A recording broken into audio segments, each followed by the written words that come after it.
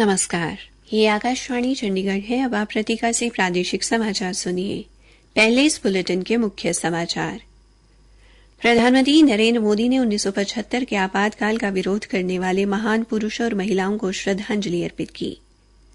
हरियाणा में आपातकाल के दौरान जेल में बंद रहे लोकतंत्र के प्रहरियों को सम्मानित किया गया। केंद्रीय मंत्री जगत प्रकाश नड्डा ने कहा कि कांग्रेस की सोच और कार्यशैली में लोकतंत्र के लिए कोई जगह नहीं है।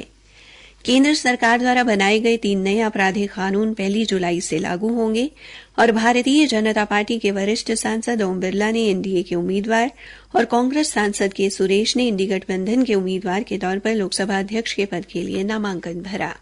अब समाचार विस्तार से। प्रधानमंत्री नरेंद्र मोदी ने 1975 के आपातकाल का विरोध करने वाले महान पुरुषों और महिलाओं को श्रद्धांजलि अर्पित की। एक सोशल मीडिया पोस्ट में श्री मोदी ने कहा कि यह दिन याद दिलाता है कि कैसे कांग्रेस पार्टी ने बुनियादी स्वतंत्रता को नष्ट कर दिया और भारत के संविधान को कुचल दिया, जिसका हर भारतीय बहुत सम्मान करता है।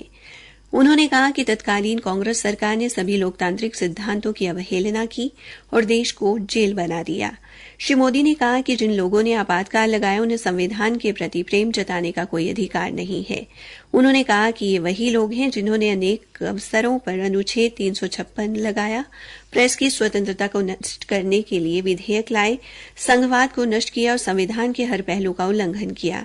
प्रधानमंत्री ने आरोप लगाया कि जिस मानसिकता के कारण आपातकाल लगाया गया, वो मानसिकता उस पार्टी में आज भी जीवित है।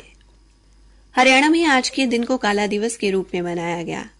आज ही के दिन कांग्रेस सरकार ने 49 साल पहले 1975 में आपातकाल की घोषणा की थी। इसी संदर्भ में आज पंचकुला में कार्यक्रम का आयोजन किया गया, जिसे विधानसभा के अध्यक्ष ज्ञानचंद गुप्ता ने संबोधित किया। कार्यक्रम में आपातकाल के दौरान जेल गए कार्यकर्ताओं को सम्मानित किया गया।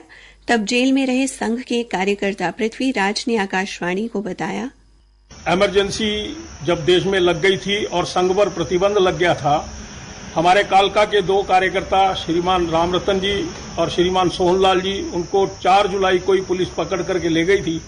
मेरा बनाम बाद में जोड़ करके उन्होंने एक ही केस हमारे पे बनाया कि हमने 5 तारीख को शाखा लगाई, जो कि झूठ था। अनेक यातनाएं पुलिस ने हमारे को उस समय में दी, किंतु वो एक अपना ही अध्याय था। मैं कभी कभी एक बार ये चर्चा करता हूं कि आज ये कहते हैं कि तानाशाही उस समय देखी हमने जब किसी को बोलने की, बातचीत करने की, कुछ लिखने की, कुछ कहने की, नो अपील, नो वकील, नो दलील, इस स्थिति की रचना रहती थी।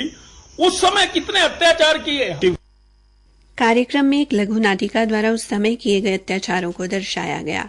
हिसार में आयोजित एक कार्यक्रम में राज्यसभा सदस्य सुभाष बराला ने शिरकत की और लोगों को संबोधित किया। इस दौरान आपातकाल में जेल में बंद रहे लोकतंत्र के प्रहरियों व उनके पारिवारिक सदस्यों को सम्मानित किया गया। वहीं भिवानी में भी भारतीय जनता पार्टी ने आपातकाल के दौरान यातनाएं सहने वाले लोगों को सम्मानित किया। केंद्रीय मंत्री और भारतीय जनता पार्टी के अध्यक्ष जगत प्रकाश नड्डा ने कहा कि कांग्रेस की सोच और कार्यशैली में लोकतंत्र के लिए कोई जगह नहीं है। बीजेपी अध्यक्ष 1975 में लगाए गए आपातकाल के विरोध में नई दिल्ली स्थित बीजेपी मुख्यालय में आयोजित लोकतंत्र के काले दिन कार्यक्रम को संबोधित कर रहे थे। श्री नड्डा ने कहा कि आपातकाल के दौरान मोरारजी देसाई, अटल बिहारी वाजपेयी और लाल कृष्ण आडवाणी सहित प्रमुख नेता शामिल थे, जिन्हें 19 महीने से अधिक समय तक सलाखों के पीछे रखा गया। श्री नड्डा ने आरोप लगाया कि कांग्रेस ने आपातकाल लगाकर देश के लोकतंत्र का गला घोटने की कोशिश की। श्री नड्डा ने कहा कि कांग्रेस नेता संविधान की बात कर रहे हैं। ये कांग्रेस ही है जिसने 90 बार चुनी हुई सरकार को गिराया है। लोकसभा अध्यक्ष के चुनाव के मुद्दे पर बीजेपी अध्यक्ष ने कहा कि कांग्रेस अध्यक्ष का चुनाव सशर्त कराना चाहती है। उन्होंने कहा कि कर्नाटक, तेलंगाना और तमिलनाडु जैसे राज्यों में जहां इंडी गठबंधन शासन कर रहा है, विधानसभा में अध्यक्ष और उपाध्यक्ष का पद सत्तारूढ़ दल के सदस्यों के पास है। प्रादेशिक समाचार आकाशवाणी चंडीगढ़ से प्रसारित किए जा रहे हैं।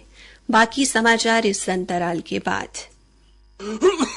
और ताऊ ठीक से ले, तने टीबी रोग में हुई नई शुरुआत के बारे में बताऊं। अच्छा, वो कैसे है भाई? रत तो तने याद होवेगा, जन्म पाछे ही अपने छोटे बालका ने एक टिक्का लगा कर ऐसा टीबी से बचाव खातर। ई वो बीसीजी टिक्का बड़े बूढ़े वयस्कों ने भी लगेगा। हरियाणा सरकार अभी इस टिक्के ने जिला अम्बाड़ा, भिवानी, हिसार, झज्जर, जींद, कैथल, मेवात, पंचकुला, रोहतक और सोनीपत में भी लगा रही है। इस बीसीजी टिक्के से घबराना नहीं, टीबी से खुद को बचाना है। तो आगे आओ, बीसीजी का टीका लगाओ, प्रदेश को टीबी मुक्त बनाओ। टीबी हारेगा, देश जीतेगा। अधिक जानकारी के लिए डायल करें 1800-11-6666। राष्ट्रीय स्वास्थ्य मिशन, स्वास्थ्य विभाग हरियाणा द्वारा जनहित में जारी। केंद्र सरकार द्वारा बनाए गए 3 आपराधिक कानून 1 जुलाई से लागू होंगे। भारतीय न्याय संहिता 2023, भारतीय दंड संहिता 1860 का और भारतीय नागरिक सुरक्षा संहिता 2023, भारतीय दंड प्रक्रिया संहिता 1973 का स्थान लेगी और इसी तरह भारतीय साक्ष्य अधिनियम 2023, भारतीय साक्ष्य अधिनियम 1872 को प्रतिस्थापित करेगा।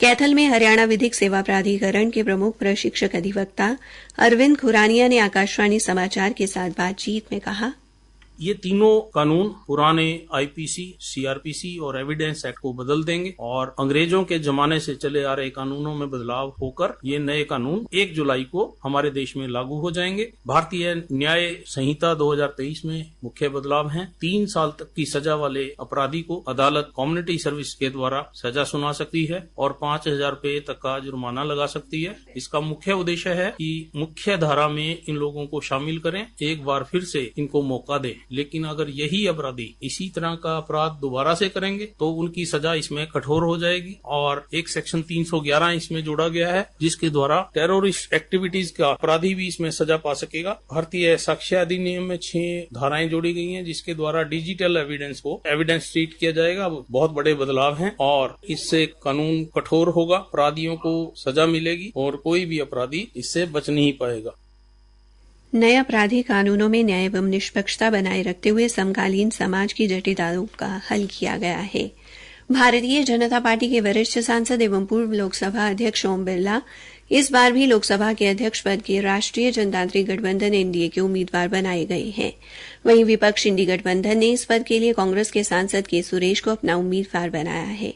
दोनों उम्मीदवारों ने अध्यक्ष पद के लिए आज अपना नामांकन भरा। चुनाव कल होगा। इससे पहले सरकार और विपक्ष इस पद के लिए आम सहमति तक पहुंचने में असफल रहे। संसद के बाहर मीडिया से बातचीत में केंद्रीय मंत्री पीयूष गोयल ने कहा कि वरिष्ठ केंद्रीय मंत्री राजनाथ सिंह, अमित शाह और जगत प्रकाश नड्डा ने इस मुद्दे पर कांग्रेस के नेता केसी वेणुगोपाल और डीएम के नेता टीआर बालू के साथ बैठक की। विपक्ष के नेता श्री बिरला की उम्मीदवारी पर समर्थन देने से पहले उपाध्यक्ष के नाम की घोषणा करने पर जोर दे रहे थे। श्री गोयल ने कहा कि विपक्ष शर्तें रख रहा है जिसे सरकार खारिज कर चुकी है। इससे पहले कांग्रेस के सांसद राहुल गांधी ने कहा कि विपक्ष अध्यक्ष उम्मीदवार को अपना समर्थन देने के लिए तैयार है, लेकिन उपाध्यक्ष विपक्षी दल से होना चाहिए। हमारे संवाददाता ने बताया कि लोकसभा अध्यक्ष का चुनाव स्वाधीनता के समय से बिना किसी प्रतिस्पर्धा के होता आया है, लेकिन ये पहली बार है जब इस पद के लिए प्रतिस्पर्धा हो रही है। हरियाणा कांग्रेस ने विधानसभा अध्यक्ष ज्ञानचंद गुप्ता को पत्र लिखकर विधायक किरण चौधरी की सदस्यता रद्द किए जाने की मांग दोहराई है। उल्लेखनीय है कि श्रीमती चौधरी कांग्रेस छोड़कर भारतीय जनता पार्टी में शामिल हो गई हैं। कांग्रेस ने इसे दल बदल कानून का उल्लंघन बताते हुए श्रीमती चौधरी की सदस्यता रद्द करने को कहा है। पार्टी द्वारा विधानसभा अध्यक्ष को भेजा गया ये पत्र विधानसभा में कांग्रेस के उपनेता आफ्ताब अहमद और मुख्य सचेतक बीबी बत्रा द्वारा हस्ताक्षरित है। हरियाणा के वन एवं वन्य जीव राज्य मंत्री संजय सिंह ने कहा कि प्रदेश को हरा भरा करने के लिए एक पेड़ मां के नाम से योजना लागू की जाएगी। उन्होंने कहा कि पर्यावरण को प्रदूषण से बचाने व ऑक्सीजन की पूर्ति करने के लिए पेड़ अहम है।